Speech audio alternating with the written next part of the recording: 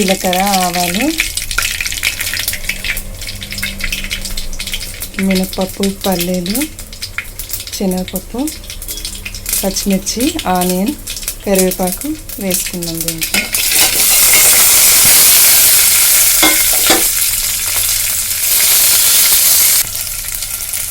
కొద్దిగా పసుపు వేసుకుందాం.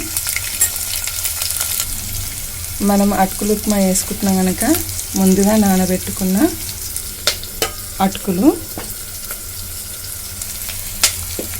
ఇవన్నీ వేగిన తర్వాత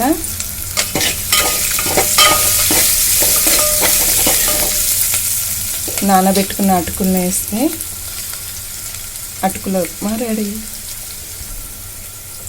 ఇవి వేగిపోయినాయి. తగినంత ఉప్పు వేసుకున్నాము. ఇవి వేగిపోయిన తర్వాత ముందుగా నానబెట్టుకున్న అటుకులను వేసుకుందాము.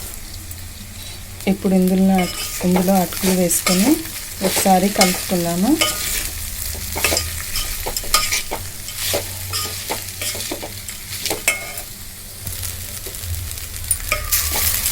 ఒకసారి ఉప్పు వేసిన తర్వాత కలుపుకుందాము.